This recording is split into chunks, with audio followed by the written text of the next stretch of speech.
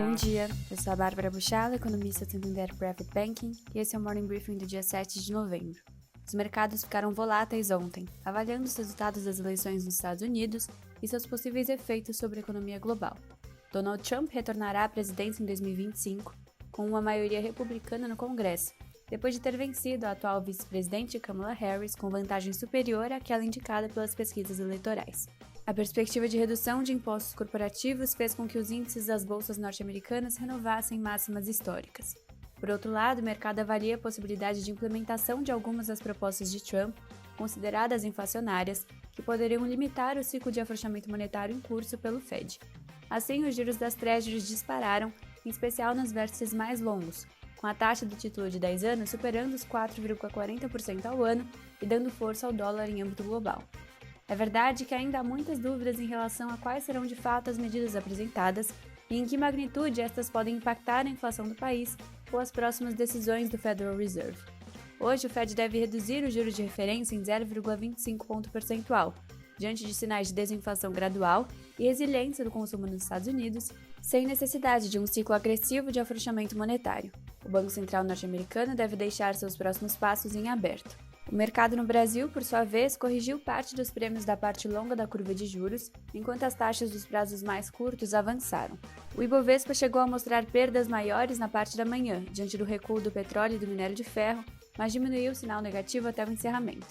A taxa de câmbio no Brasil oscilou mais de 20 centavos entre a máxima e a mínima do dia, e encerrou com a melhor performance contra o dólar entre divisas de países emergentes e desenvolvidos, contrariando as expectativas do mercado. O câmbio chegou a bater R$ 5,86 por dólar no momento mais estressado da sessão, mas logo virou sinal e encerrou em queda, abaixo dos 5,70. A apreciação do real se dá por um movimento de correção técnica da expressiva desvalorização ocorrida nos últimos dias, em meio à perspectiva de apresentação de medidas de contenção do crescimento das despesas pelo governo brasileiro. Ontem, o Copom elevou a taxa Selic em meio ponto percentual para 11,25%, conforme amplamente esperado pelo mercado.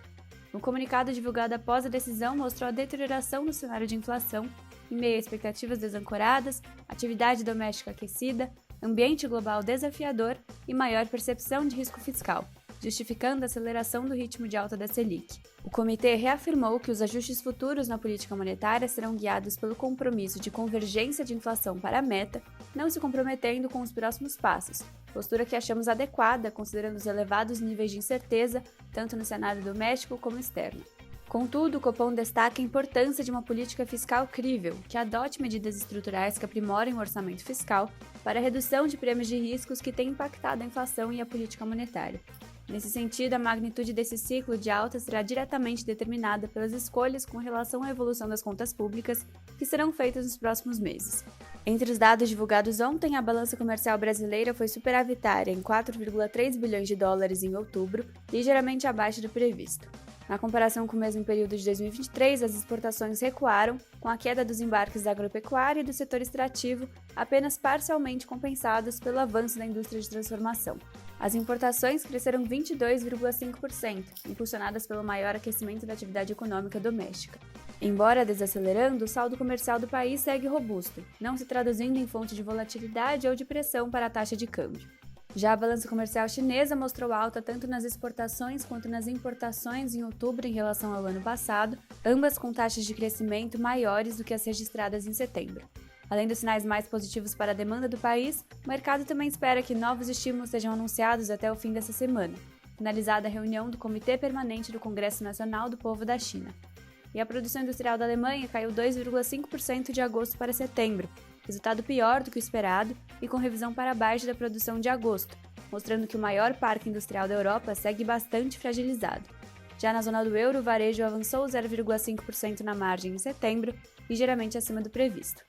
Além da decisão do Federal Reserve à tarde, com o coletivo do presidente Jerome Powell, teremos a decisão de política monetária do Banco da Inglaterra nessa manhã. No Brasil, o Tesouro Nacional divulgará o resultado primário do governo central de setembro. O mercado também monitora a nova reunião para tratar sobre o pacote de revisão de gastos entre o ministro da Fazenda e o presidente Lula nas próximas horas. Se você quiser mais detalhes desse e de outros assuntos, acesse o canal do Santander Private Banking no YouTube. Por hoje é só e até amanhã.